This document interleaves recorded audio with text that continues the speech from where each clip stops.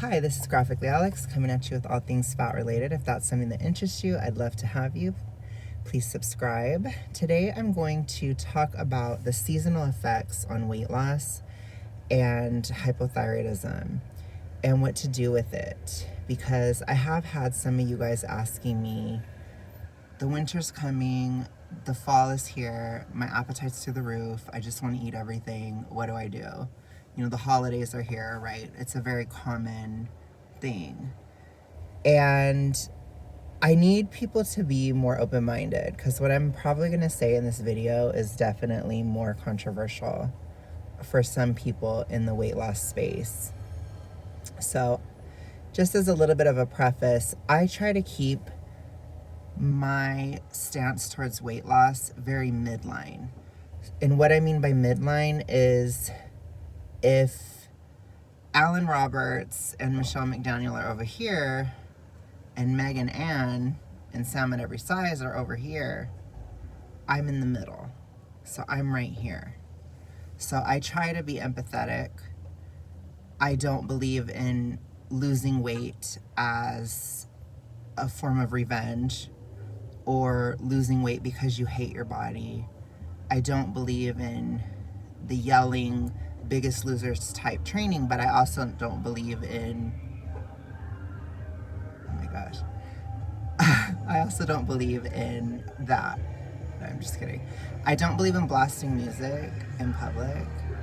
I'm just kidding. No, but I don't believe in over empathizing either. So I don't believe in, oh, I want to emphasize so much that I give this other person so many excuses that they're not being held accountable. Or, oh, well, there's all these systemic issues as to why you're not losing weight. I don't believe in that either. So I'm very much in the middle. And what that means is something like the seasons, it is something that we can't control. The best way to lose weight would be to go live on an island in the tropics for the entirety of your weight loss. I guarantee you, if you could live somewhere where it is summer all year long, you would do so much better and it would be much easier to lose weight in terms of like thyroid health. You'd be thyroid boosted all the way up through your weight loss. However, that is not realistic for most of us. And also, that does mean that there are ebbs and flows with the seasons. If you think of a harvest, we can't control when we have to plant seeds or when we have to harvest them. And this is obviously dependent on if you're in the northern or southern hemisphere. Like right now, in the southern hemisphere, my Aussies out there, my South Africans, etc., like all y'all that I've talked to and stuff, you guys are going into the best time of the year to start a weight loss journey. It's actually right now. And so you should be going to the gym. You should be upping your stuff. Like spring is a really good time to begin this stuff, start a new regime. You're much more likely to stick to it. Even with some holidays here or there, it's not that big of a deal. Your adherence is usually much higher in the summer. So going into January, if you were in the southern hemisphere, you'd have a much easier time losing weight from January. However, in the northern hemisphere, where I live, as you can tell from my accent, we have a sort of tough combination of seasonal factors as well as holidays that involve eating, which I don't think is a coincidence. I think that eating holidays being at this time of the year, it does speak to the seasonal effects of this time of the year. One of which is that people want to eat more, especially in the fall, especially right now.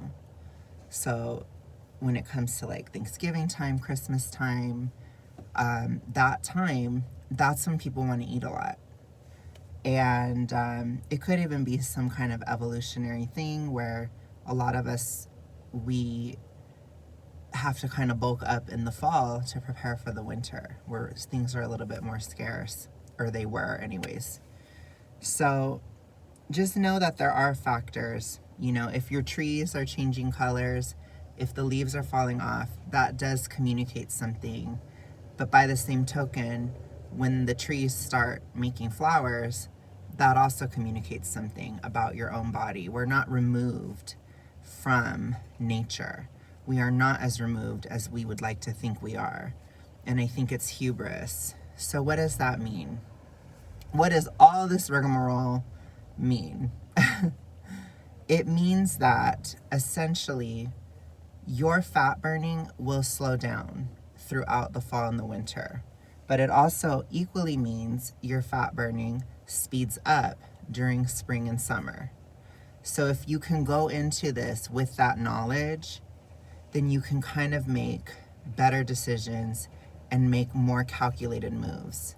Because in between the Alan and the Megans, there's the Alex, which the Alex is weight loss is a calculated move that must be made with strategic decisions from a calm state of mind. It's never emotional. Weight loss should be as unemotional as possible, as dispassionate as possible. That doesn't mean it will be completely, because it isn't. There is a lot of emotions and hormonal fluctuations, especially within emotional people such as myself, and likely many of you guys that resonate. Not all of you though. Some of you guys are not as emotional. Totally valid, no problem. But when you are more emotional and stuff, you do have to kind of focus on this and realize what is it that you're doing. You're making a calculated step. It's a strategic move to lose weight. It's one step at a time. So what does that mean? It means that if you can look at yourself a year ago to this time and you've made progress, then you're on the right path. It's not the, you should have lost 175 pounds this year, or I didn't lose anything in the past 2 years. If you didn't lose anything in 2 years, you're doing something wrong. Or if it was very, very little, you're doing something wrong. But by the same token, if you lost 50 pounds and maybe in the winter you go up a bit, but you're still lower than you were the year before, you're on the right path. That's what I need people to understand. This is how it will work for the majority of people, to be honest. This is why these narratives, they have to change, because this is how it will be for most people from a very big size. You have to think of it as a battle and a war. And it's not about doing it as fast as you can. It doesn't work that way for most people, not sustainably. So just think, where was I a year ago? Where I was a year ago, I was around 347. So I'm about 50 pounds-ish, in that range, less now than I was a year ago at this time of the year. That's really good. So that means that over this cycle, I lost a solid 50 pounds, and I have a set point that is at about 50 pounds less, which is amazing. That's a huge form of progress. And you have to think of it that way, because I can assure you, doing it in a thyroid way, it's not as easy to eat a lot to gain weight again. Your metabolism is faster. You'd have to eat a drastically high amount, and you have higher satiety. So it creates a new set point, which is how you win this over time. So what does that mean? Again, I can hear some of you guys saying, oh my gosh, Alex, would you just stop being like Michelle McDaniel and just get to the point? And I'm like, okay, I'll stop being like Michelle McDaniel, and I'll say this. You may gain weight during the fall and the winter. It's very natural. It tends to occur. But that same natural push, you will lose weight in the spring and summer. So you have to work with it. And what I tend to do is I tend to really prioritize my willpower, especially around March. March is a very, very important time. So especially towards the end of March going into April, when the day and night cycles are equal. So at that equinox in spring, wherever you are, that is a very important point, because at that point, the daylight starts to take over the nighttime. When that's happening, your mind and your eyes and everything take in that feedback, just as the trees do. And it gets easier with time. Does that mean it's easy to start a weight loss journey at that time? No. Does it mean that it's easy to start a deficit at that time? No. But it is the time when it's most appropriate to put brute force willpower. That's also the time when it's most appropriate to push yourself more at the gym and do certain things. What do we do now towards especially November in the Northern Hemisphere? November to March, it's kind of meh on the weight loss side. The active weight loss time is more so from April to October. So what do we do during this time? What you do during this time is you try really hard to maintain things as much as you can. This is not a time when I would suggest starting a new gym routine, starting a new workouts thing, joining a program. Like if you're considering getting a program from a trainer, I would wait till spring. I wouldn't do it now. This is a time when I would focus more on, which I am focusing more on, gaining muscle. Keep up your activity as much as you can. For some of you guys, if you're really, really ill or you're really, really obese, you may not be able to. You may reach a point where you don't have enough energy going into December, January, February. You may just have to fall off. Don't feel bad about it. Just pick it right back up as soon as you can. And certainly by summer, you would be able to pick it back up. Even at your worst, you'd be able to. So I think we have to think about it seasonally, but you also have to just make sure that each year you're improving. The autumn is really the time when you start to feel the health effects of the work you've accomplished in the spring and the summer. So take that in, take stock, see where you're currently at, and make adjustments. This is a time of making other adjustments in your life. It's a time where weight loss can be more so on the back burner and you can balance your life and get things in order so you can continue to lose weight later when it's a better time. Now, the other thing that you need to understand about fall and winter is our bodies never rest. Our bodies are always working. So there is still great hormonal work that occurs in fall and winter. You can see how your health is, especially in winter. It's a challenge. So you can see your actual level of health come January. You can see how you're feeling. You can see how you're doing. If you're so exhausted, then you know you really are still ill. If you feel better than the year before, then you know that you're better. And you have to take that feedback.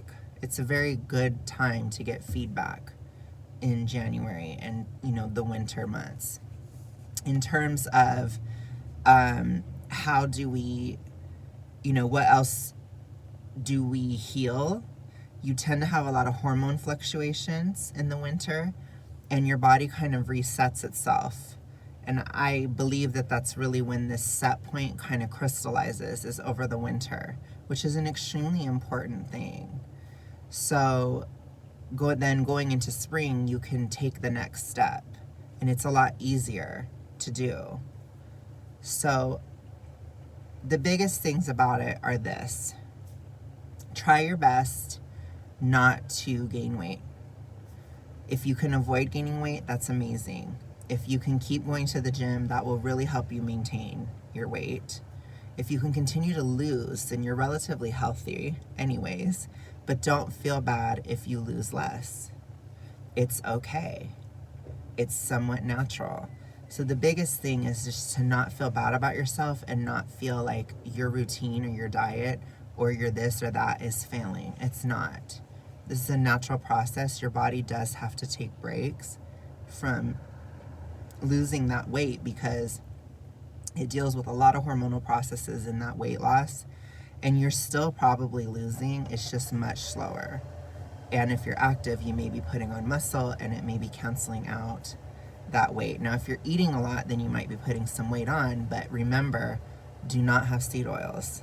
Do not have those seed oil toxic fats, because then even if you do put on some weight, it will be more saturated and it won't slow your metabolism going into the spring. That's what I had to do last year, because both winters, so winter, like January 2022, January 2023, I gained weight during those 2 winters. I gained quite a bit of weight in 2022. It was a lot, but I put on so much fluid because I was so sick during that time, and I was so hypo. I will never forget how moon-faced I was in March of 22. It was insane. I actually have a video of it on here if you guys look deep enough. But in 2023, I did gain some weight, but it was about 10 pounds in 3 months, which isn't terrible considering for me, I typically would lose, between 7 to 10 pounds a month within a deficit. So it wasn't too bad. Like, that's definitely some good catch up. I got to a low of 347 in November of 22. And my highest in February of this year, I was 356-ish. 356, 358, something like that, in that range. And from February, it started coming down naturally as the seasons were changing. And I went into a hard deficit right at the equinox. And then I was losing and losing. And I was back to my lowest by the end of April. And then I continued to lose. So you just have to be strategic about it. Let your body heal. Let your body communicate with you. And take it easy on yourself from a self-esteem standpoint, and really just try to maintain the work that you've done the rest of the year. Don't just throw it all away during winter and fall. Don't do that. Stay off the seed oils. Keep going to the gym if it's possible. If it's not possible, don't feel bad. But for most people, it will still be possible to keep going to the gym. So keep your routines. Keep doing what you're doing. Try your best to maybe just eat at a surplus once every 3 or 4 days rather than every day if you can help it. But don't feel bad if you cannot stick to your deficit every single day in and day out during the fall and the winter. It's not likely that you will, and that's okay. But try to mitigate and try to do the best you can. And it is what it is. I found this year I can do my deficit for a few days or maybe even a week or so, and then I can't. And it kind of goes off, and I have to eat more for a couple days, and then I'm okay again. So you just have to see what you can do. And this year, I'm pretty sure I'm going to be able to keep going to the gym, which is a huge plus. I will put on muscle this winter for sure, and I will do good things in spring, and you shall see. So with that, you guys, I hope this answered your questions. If you have any other questions, please let me know. I'd like to at least respond to the comments in this video. Thank you so much. I will talk to you guys again soon. Bye.